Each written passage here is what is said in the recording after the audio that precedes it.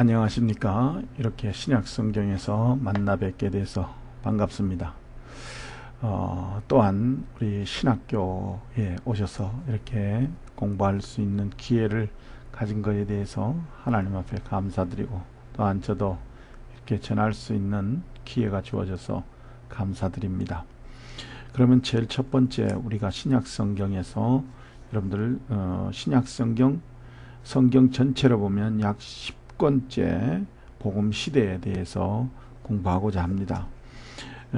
교재 제 2페이지에 보면 제가 이 책을 만들면서 가졌던 신조에 대해서 이렇게 적어 놨습니다. 그래서 2페이지에 보면은 제일 위에 라틴어로 데오솔리 글로리아라고 써 있습니다. 이게 영어와 모양은 같죠. 근데 이게 라틴어입니다. 그래서 오직 하나님께 영광, 이 역사, 성경 역사 조직론에 관해서는 참 하나님께 영광이 되었으면 하는 바람에서 이 책을 집필하고 또 편집하고 여러분들인데 강의하게 되었습니다. 그래서 요한복음 14장 6절에 말씀하신 대로 예수께서 가라사대 내가 곧 길이요 진리요 생명이니 나로 말미암지 않고는 아버지께로 올 자가 없느니라, 이렇게 말씀하고 있습니다. 그러므로 오직 예수 외에는 이 하늘나라로 갈 수 있는 길이 없다라는 거죠. 그래서 이 책은 오직 하나님께 영광을 위해서 오직 예수님만 증거하며 오직 다시 오실 예수님만 소망 삼게 하기 위하는데 이 책의 목적이 있다라고 적었습니다. 그리고 주혜정 군독스 목사. 자, 그 다음에 제가 3페이지로 넘어와서 여러분들이 지금 구약 시대를부터 시작해서 지금까지 신약까지 12권으로 나누어서 이렇게 보았습니다. 그 중에서 오늘 이제 신약시대 처음으로 10권째 복음시대에 대해서 말씀드리고자 합니다. 그래서 우리가 이 10권째 복음시대에 대해서 여러분들이 공부함에 있어 가지고 예수님의 행적을 따라서 공부하는 겁니다. 이거는 이 복음시대에는 사복음시대, 즉 신약성경의 사복음서에서 기록된 내용을 서책별로 하는 것이 아니고 예수님이 걸어가신 태어나심부터 예수님이 승천하시기까지 그 내용을 순서적으로 그렇게 나열해 놓았습니다. 그래서 공부를 할 때 그런 방법으로 공부한다는 것을 잘 알고 계시길 바랍니다. 자, 그러면 복음시대 때에 우리가 봐야 될 중요한 내용, 서론에 대해서 몇 가지 보겠습니다. 여기에서 이 시대에는 우리가 대략적으로 약 34년간이라고 그러기도 하고 어떤 학자는 35년간이라고 그러기도 합니다. 왜 그렇게 연도수가 그렇게 되느냐 하면은 이 복음 시대의 서두가 예수님이라 그러지만은 예수님 앞에서 세례 요한이 있었죠. 세례 요한이 태어날 때에 그 예언하는 것부터 시작을 해가지고 천사들이 와서 가르쳐 주죠. 그래서 그때부터 시작을 해서 이 복음 시대를 논해야 되기 때문에 그래서 34년 내지 35년 정도로 이렇게 계산되고 있음을 여러분들이 이해하시기를 바랍니다. 그래서 그 기간에 대해서 우리가 배우는 것입니다. 이 복음서에서 제일 서두에는 하나님의 성전의 천사들의 고지로부터 시작된다 그럽니다. 그래서 천사들이 하나님의 전에 찾아와서 예수, 다시 말하면 세례 요한이 태어날 것과 또 마리아에게는 예수가 태어날 것을 전달하는 걸로부터 시작해서 복음서가 시작되죠. 그래서 거기서부터 시작해서 하나님의 아들의 승천하는 그때까지 끝을 맺습니다. 그래서 그 시대를 갖다가 간략하게 말해서 복음 시대 이렇게 볼 수 있고, 여기에서 우리가 더 다른 말로 한다면 예수님 시대, 그 다음에 예수님 시대 그러죠. 그 다음에 서책별로 본다면 사복음 시대입니다. 사복음서를 가지고 하기 때문에, 그래서 이렇게 하시면 되고, 간단하게 이때를 예수님 시대, 복음 시대 이렇게 보시면 되겠습니까?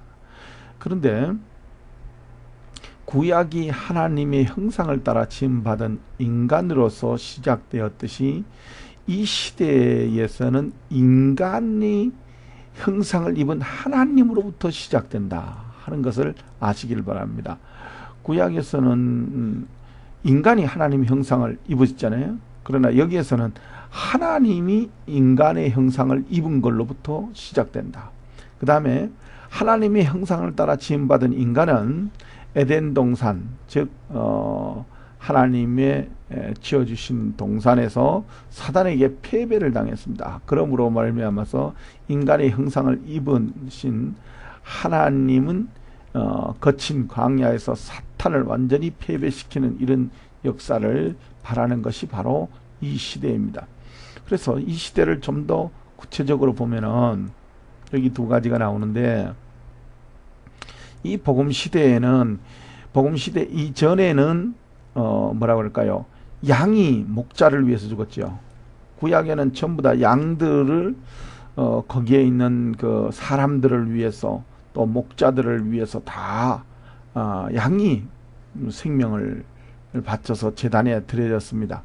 그런데 이 복음 시대에서는 목자가 양을 위해서 죽는다는 거죠. 그래서 예수님이 목자장으로서 양들을 위해서 목숨을 버린다 하는 것을 볼 수 있습니다.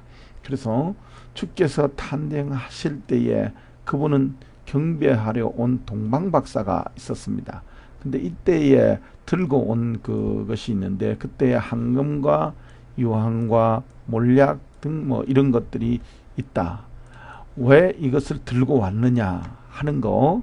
그 다음에 이제 죽으실 때에 조롱하는 장면 속에서 예수님이 가시관을 쓰셨고 쓸기에 탄 포도주 와 침세례, 다시 말하면 뭐 예수님을 모욕하는 그런 것들, 이런 것들이 왜 일어나게 됐는가 하는 거. 그 다음에 성경은 그분을 나무 아래와 나무 위에 와 그럽니다.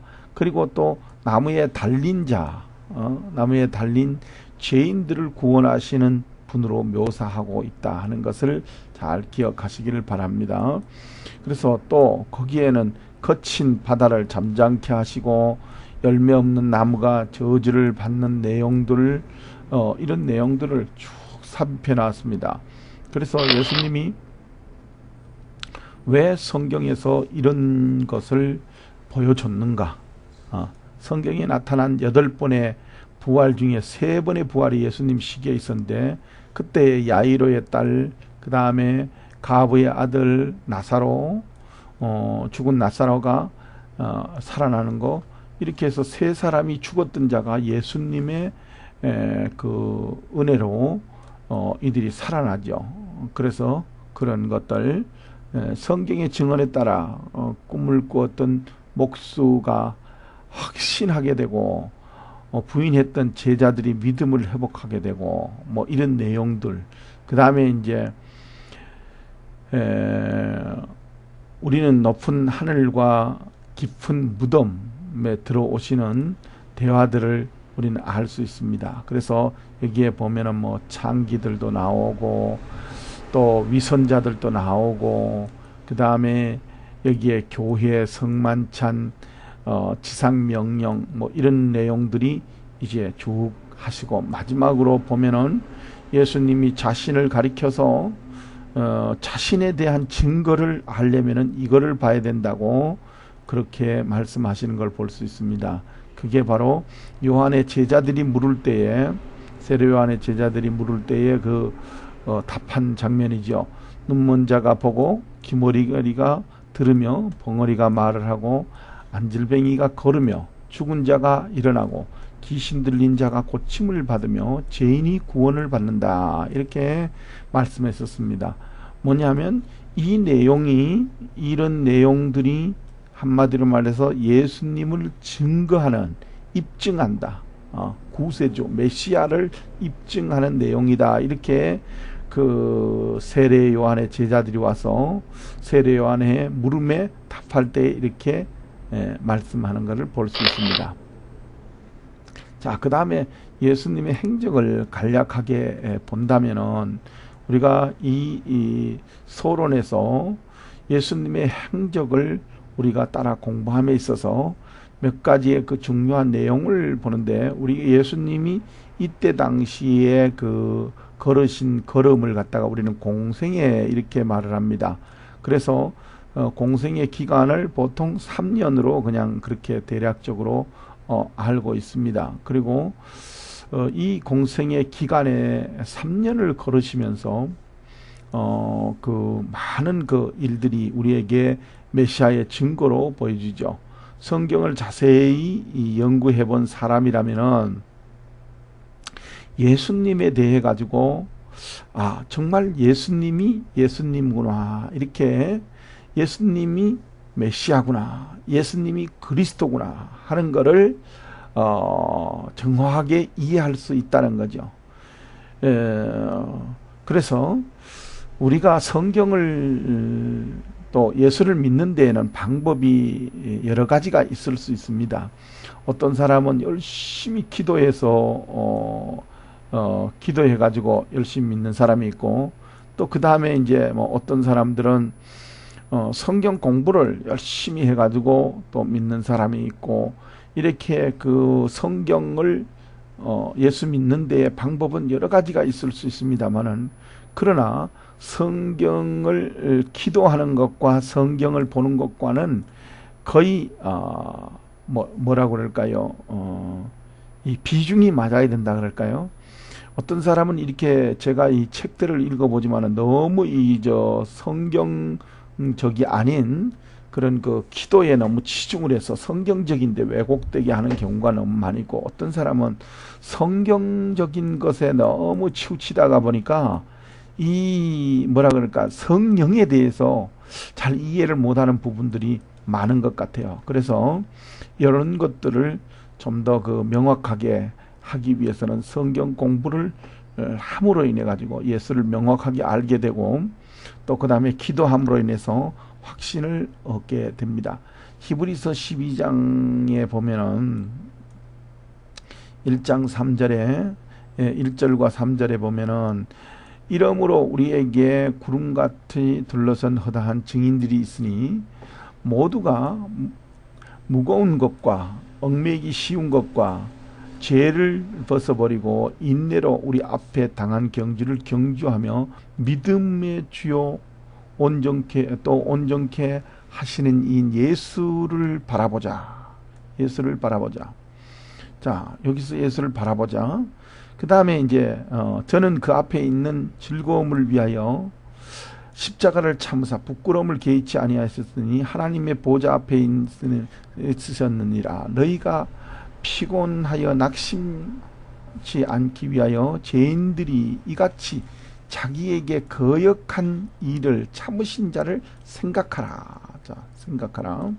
자, 여기에서 두 가지의 큰 그 이슈가 나오죠. 제가 보여줬던 거, 예수님을 바라보자. 무엇 때문에 우리가 예수를 바라봐야 된다.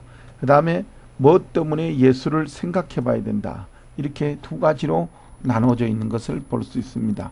그러므로 우리가 성경 공부와 성경을 놓고 기도하는 문제, 이 문제는 항상 병행되어야 된다 하는 사실을 여러분들이 이해하시기를 바랍니다. 자, 그 다음에 예수님에 대한 그 증거에 대해서 조금씩 이렇게 그 성경 구절로 언급을 해놨죠. 그래서 우리가 성경 공부를 하면서, 이 성경 공부를 하면서 우리가 무엇을 품어야 되는가, 무엇을 가져야 되는가 하는 것을 보여주는 내용들입니다. 너희 안에는 이 마음을 품으라. 곧 그리스도 예수의 마음이니. 그랬습니다. 자, 이 성경 구절에서 5절에서 8절 사이에 나오는 이 내용들을 우리가 봄으로써 이 성경이 요구하는 것, 우리가 성경 공부를 하면서 너희들이 무엇이 되어라. 목적과 목표가 분명하게 제시되어 있는 거죠.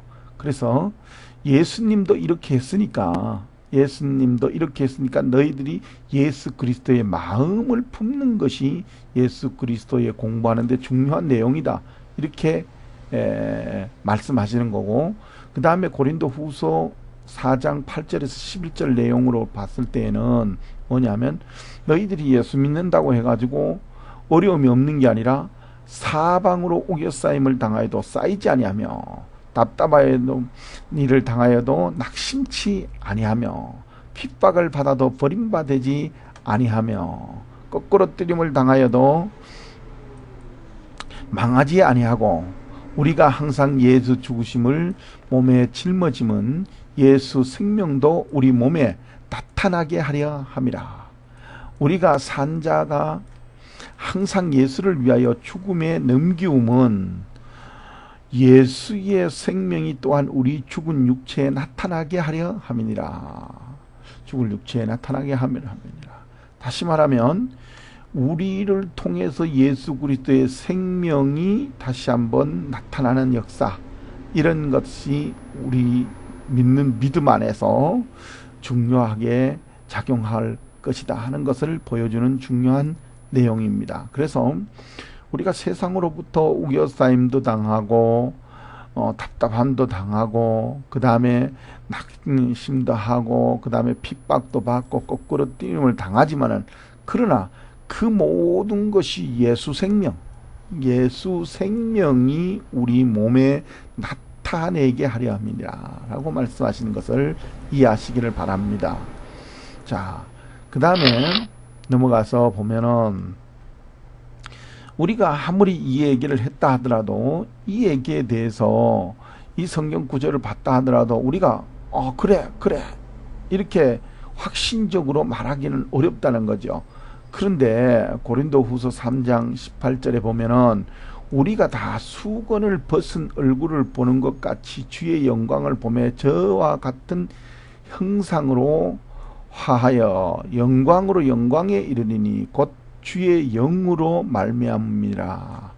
다시 말하면 여기에 보면은 이제 그 구약의 모세가 얼굴을, 영광을 이렇게 하나님 앞에 십계명을 받고 영광을 득하고 보고 내려올 때에 이 얼굴에 아마 광채가 엄청나게 빛을 발했던 것 같아요. 그래서 이 모세가 여다가 수건을 갖다가 이렇게 앞에 썼다고 그래요. 그래서 이 수건을 씀으로써 얼굴이 가리워졌어요. 그래서 여기에서 수건이라는 말이 나옵니다. 수건을 벗은 얼굴을 보는 것 같이 그랬죠. 그러니까 모세가 다른 사람들 앞에 그 얼굴의 광채를 나타나는 것에 대해서 가리웠던데, 그것이 이제 복음을 가리웠다, 하나님의 어떤 영광을 가리웠는 것인데, 그거를 이제는 정말 보는 것 같이 볼 수 있는 그런 때가 되었다. 따라서 이 땅에 사는 신자들은 최고의 목적은 가능한 한 예수를 닮아가는 것이다. 구약에는 그 광채를 가렸지만은 신약에는 그 광채를 이제 드러난다. 물론 이것은 영원하고 무궁토록 하나님의 궁극적인 목적이다. 예수를 닮아가게 하게 하는 그 뜻은, 그래서 그리스도의 생애에 관한 다음 공부는 예수님의 자치들을 따라가는데, 그게 이제 지리적, 연대적, 그 다음에 이런 방법들을 제시할 수 있다는 거죠. 그래서 우리는 여기에서 이제 그 연대적으로 따라가면서 그 다음에 지리적인 것이 어떤 의미를 갖느냐. 그래서 우리는 제일 앞에 연대적이라는 것을 가지고 출발을 했죠. 그래서 성경 역사적으로 체계를 세워가지고 공부를 했다는 거죠. 그래서 이 창세기부터 요한계시록까지 이렇게 쭉 만들어 놓고 여기에서 조금씩 이렇게 쭉 끌어 내려왔다면 여기서부터 이제 신약이 만들어졌다. 그럼 신약도 예수님부터 쭉 해서 이렇게 걸어가고 그 다음에 초대교회 시대가 이렇게 쭉 나오고 그 다음에 바울이 이제 서신 보냈는 서신 시대가 쭉 나오고 마지막에 이제 요한이 계시록을 쓰죠. 그게 이제 주후 약 100년 가량 됐을 때에 쓰여진 것인데 마지막 쓰고 이제 생애를 마감했죠. 그래서 여기까지 그래서 이거를 조직적이고 체계적으로 이렇게 쭉 한번 훑어보자는 거죠. 그래서 연대적으로 본다. 그래서 우리의 성경 공부는 그런 의미를 갖습니다. 자, 그 다음에 이제 구체적으로 좀 더 들어가 갖고 여기에서 이제 사복음서 특히 복음 시대에는 이 네 가지의 그 내용이 나옵니다. 마태, 마가, 누가, 요한복음을 사복음서라 그러죠. 그래서 구약에는 모세 오경이라 그럽니다. 구약은 창세기, 출애굽기, 레위기, 민수기, 신명기를 갖다가 모세 오경이라고 그러는데 신약에서는 이거를 사복음서라 이렇게 말합니다. 그래서 신학자들이 사복음서를 예수님의 각각의 성격을 나타내는 그런 것으로 말하기 때문에 마태복음을 갖다가 예수 그리스도의 사자복음 그럽니다. 사자복음. 그래서 이것은 히브리서의 그 히브리인들을 대상으로 기록을 했다 이렇게 말하고 마가복음은 종의 형상을 가졌다. 예수 그리스도의 종의 형상을 가졌다. 그래서 종의 형상이다. 그런 종의 복음 뭐 그런 의미를 갖습니다. 그래서 이거는 로마서인들을 대상으로 했다. 그리고 누가가 쓴 누가복음은 인간적인 면, 인간, 사람, 예수 그리스도의 인간적인 면을 썼다라는 거죠. 그래서 이런 헬라인들에게 해당되었다 이렇게 그 항해서 썼다고 그렇게 물론 전체가 다 그 어떤 뭐 지금 히브리인이라고 해서 히브리인만을 위한 것이 아니라 모든 자를 위한 것이지만 그러면 대상을 그때 당시에 향한 대상이 그랬다는 거죠. 그래서 그 다음에 네 번째가 요한복음인데 요한복음을 독수리복음이라 이렇게 말합니다. 그래서 이런 성격, 예수 그리스도에 대한 성격을 규정 지은 게 바로 요런 내용이다. 요거 뒤에 가면은 좀 더 구체적으로 있습니다. 자, 보면은 여기에 보면은 알 수 있는 내용들이 있죠. 마태, 마가, 누가, 요한복음 이렇게 네 개를 나눠놓고 그리스도의 모습이 바로 마태복음은 사자 같은 모습으로 나타나고 여기 마가복음은 소 같은 그런 종, 그 다음에 누가복음은 인자 같은 모습, 인간의 그 형상의 모습, 그 다음에 독수리와 같이 아주 그 날카롭고 왕권을 가진 그런 모습으로 아주 그 날카로운 모습으로 나타난다 이렇게 표현했습니다. 그럼 이거를 제가 이렇게 임의로 만들어 놓은 거냐? 아닙니다. 이거는 성경에서 이제 그 학자들이 연구를 했을 때에 연세에 보면은 이런 모습들이 나옵니다. 그래서 이 성격을 붙일 때 성경적으로 따라서 이렇게 복음서의 성격을 예수 그리스도의 성격을 붙였다 하는 것을 이해하시기를 바랍니다. 그 다음에 이 모습들이 여러분들이 보면은 그 에스겔서에 나오죠. 그래서 사자 같은 모습, 소 같은 모습, 인자 같은 모습, 독수리 같은 모습, 여기 숫자가 빠졌네요. 독수리 같은 모습, 이렇게 이것을 갖다가 사복음서에다가 붙였던 거죠. 이렇게 붙였습니다. 그래서 이런 식으로 해서 그 성격을, 복음서의 성격, 다시 말하면 예수 그리스도의 모습의 성격을 말했다 이렇게 볼 수 있겠습니다. 그 다음에 이게 저자의 유형들인데 이 마태는 원래 교사고 마가는 설교가, 그 다음에 누가는 역사가, 이 누가는 그 신약 성경에 나중에 그 보면은 다른 복음도 썼지요. 특별히 그 사도행전 같은 그런 복음서를 썼습니다. 그래서 역사가라, 그리고 요한은 신학자다, 이렇게 표현을 했습니다. 이 정도로 여러분들이 알고 계시고, 그래서 대상 아까 말씀 쭉 드렸죠. 그 다음에 이제 족보가 여기에 중요하게 또 하나 대조되는데, 마태복음에는 족보가 있습니다. 여기에 누가복음에도 족보가 있습니다. 근데 나머지는 없어요.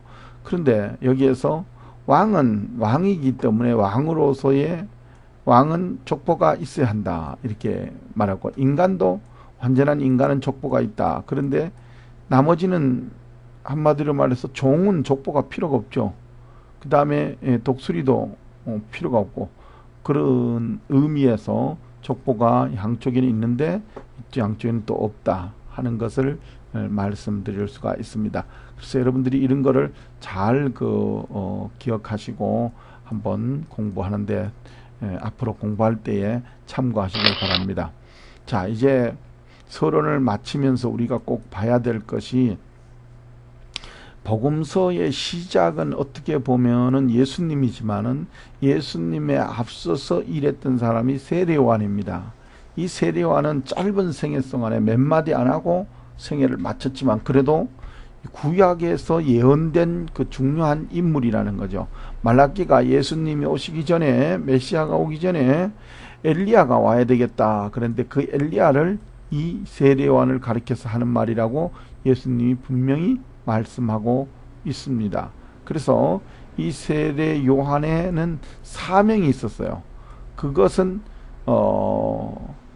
자기가 해야 될 임무가 예수 그리스도, 그를 갖다 예수 그리스도를 소개해주고 정확하게 백성들에게 이해시키는 것이 그의 임무였습니다.